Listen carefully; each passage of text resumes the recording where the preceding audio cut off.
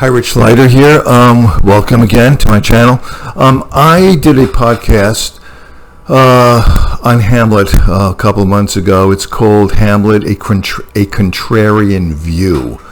I'll give a link to it below. And I thought it was a very good video. I thought I kind of cracked the meaning of Hamlet in a mere 22 minutes. And I was listening to it just a couple of minutes ago, and I like what I heard. I don't regret having made the podcast, and I just wanted to amplify on what I said back then. And the gist of what I said was that in the first 4 acts of Hamlet, I say that it's, technically speaking, Hamlet never really procrastinates in terms of killing Claudius to avenge the death of Hamlet's father. I'm saying that Hamlet is always looking for this smoking gun in the first 4 acts that will definitively prove to one and all that Claudius is indeed a murderer. And he never does get it.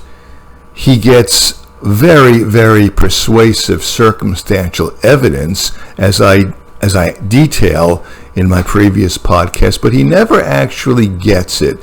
Hamlet is really looking for a confession, a signed, sealed, notarized confession from Claudius that he killed Hamlet's father. Or he's looking for a videotape, if there had been videotapes back then. And he hasn't gotten it. He's not going to get it. And it drives Hamlet nuts. And Hamlet spends the first 4 acts of the play thinking, basically. Thinking about lots of things. But he's always using his brain to try to figure things out. And he never can. Because thought, the very nature of thought, is subjective. I believe that Shakespeare is making the statement that there is no absolute truth out there. All we have is human beings is thought. That's all we have to try to navigate through life. And thought is unreliable. It's subjective. It's like the proverbial half-full, half-empty wine glass. Well, which is it? Half full or half empty? It all depends on how you look at it. That's what Hamlet's all about for the first 4 acts. I mean, should the to be or not to be speech? Should I kill myself or should I not kill myself? Well, suicide seems like a pretty good deal. That way we can eliminate all the slings and arrows of outrageous fortune. But at the same time, if we kill ourselves, we may be stepping into a world, that undiscovered country, which is even worse than the one we've just left. Wine glass half empty or half full? Hamlet never reaches any conclusions about it. And then, as I say, of course, Hamlet reaches some kind of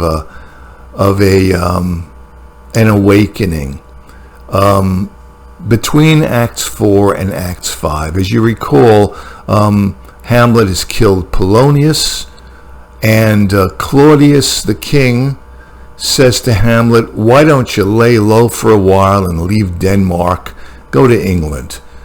And of course, Claudius has it all set for Hamlet to be murdered when he reaches England. So he has Hamlet out of his hair.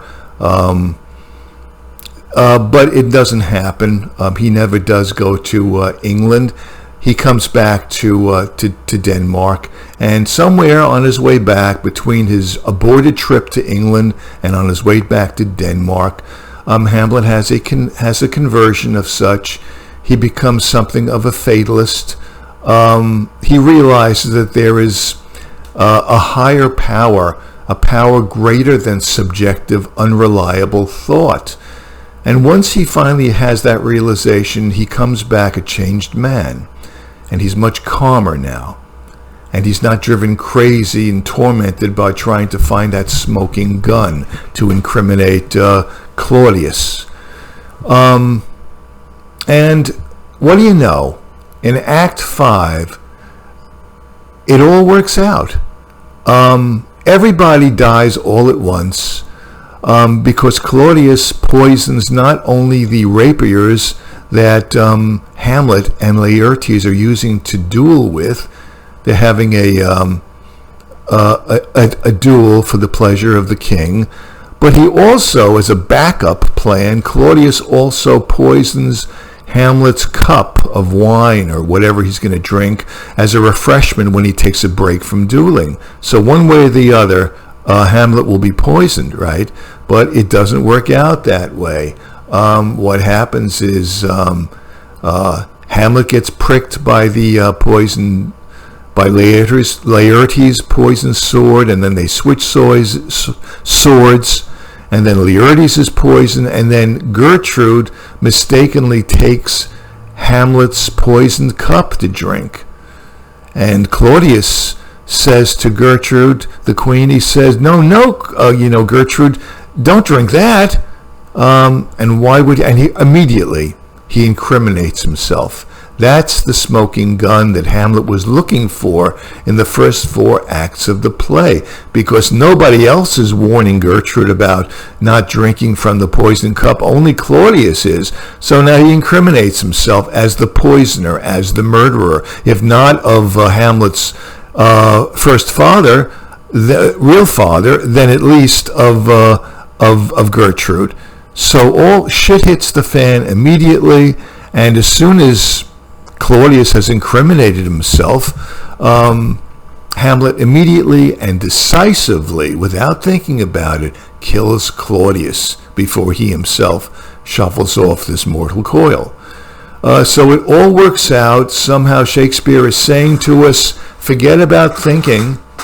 It'll all work out by itself. And it does all work out by itself at the end. And of course, Hamlet wants to say this to his friend Horatio about this new understanding he has about life that makes thought seem like a paltry, insubstantial, unreliable tool. He wants to tell him more about it, but of course he's dying and he can't.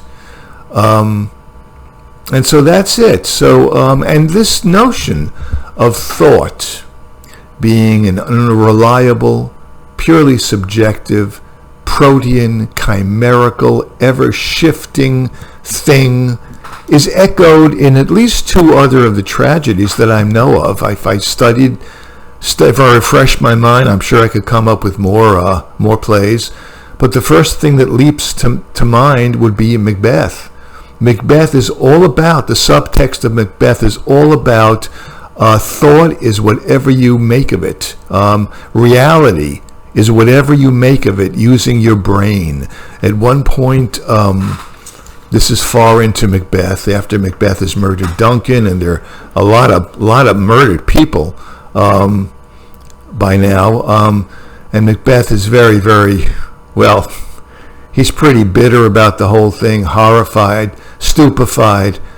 But he says, I am in blood, stepped so far, that should I wade no more, remaining were as tedious as going o'er.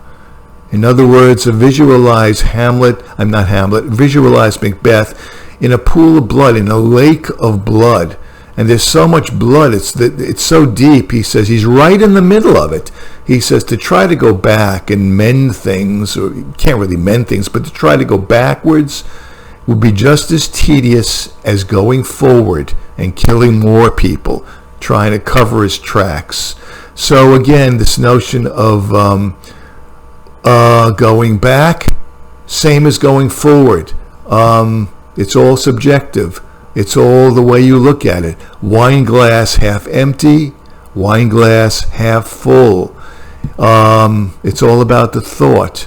And of course, the famous line about how drink provokes and unprovokes. Drink is an aphrodisiac, which gives men an erection, but at the same time, it acts to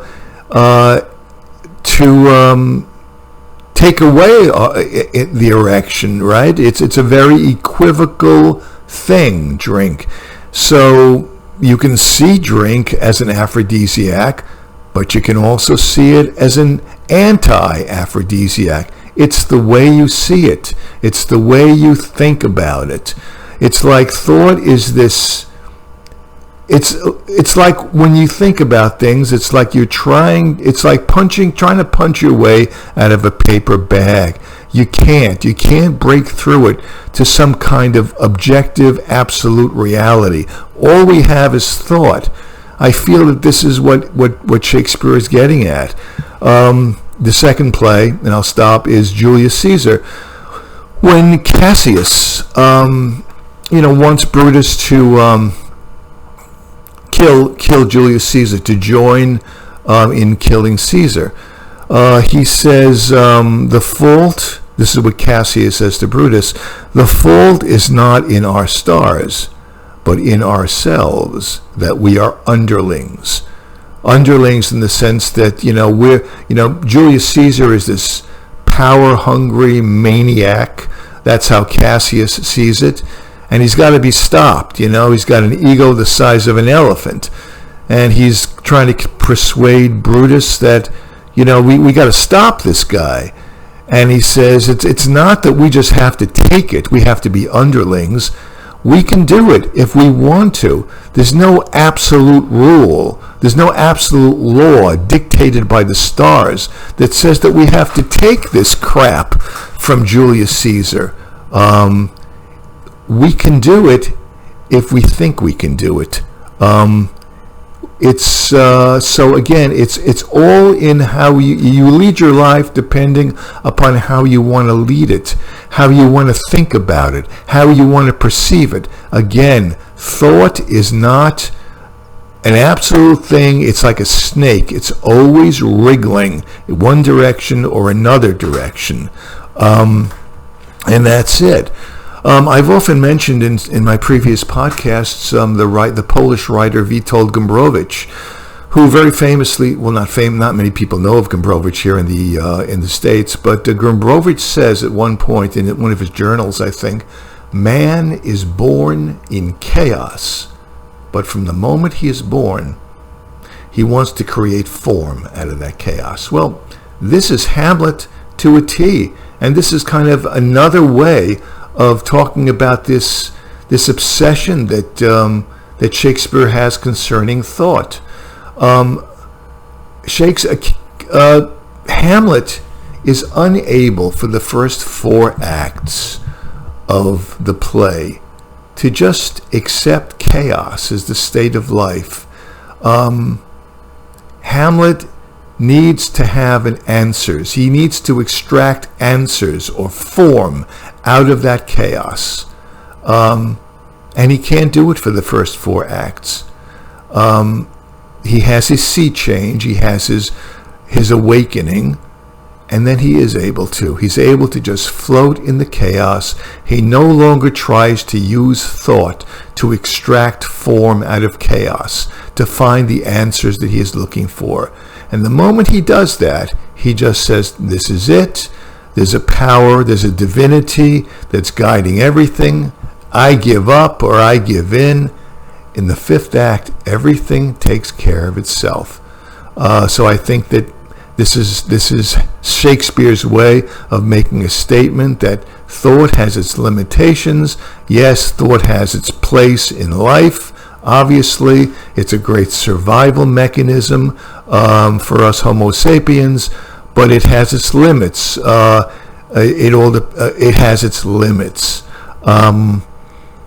So, in conclusion, I would say that, we're all used to thinking, people who read, well, even people who don't read, we're used to thinking of Shakespeare as being tantamount to God. Shakespeare is this inscrutable force out there, and whatever we think however we try to interpret the plays of William Shakespeare, he's always going to be one or two steps ahead of us. There's always going to be a mystery about Shakespeare, and that's how we see him.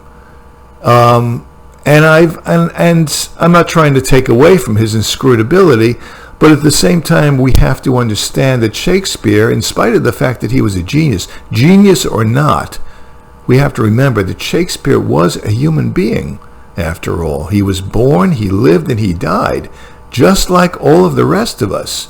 He was a real human. I mean, you may not think that Shakespeare is the person that actually wrote the plays.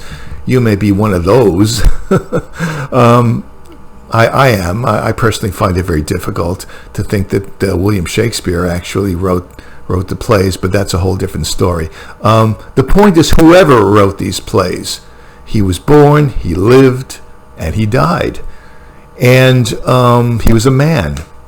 He was a mortal man. And mortal men, all mortal men, they have their obsessions, they have their preoccupations, they have their demons. And Shakespeare no less than anybody else. And one of Shakespeare's obsessions or demons was thought, the predicament of thought. And I think that is perhaps his chief preoccupation in Hamlet, in Macbeth, in Julius Caesar, perhaps also in Othello. I mean, what is Othello's jealousy? It's the way he perceives things. But Iago whispers in his ear. He tries to convince Othello that Desdemona has been unfaithful to him, but there's no evidence at all. It's all in the mind. So there's another play where this whole issue of the chimerical, impish, perverse nature of thought is explored. That's it. Thanks.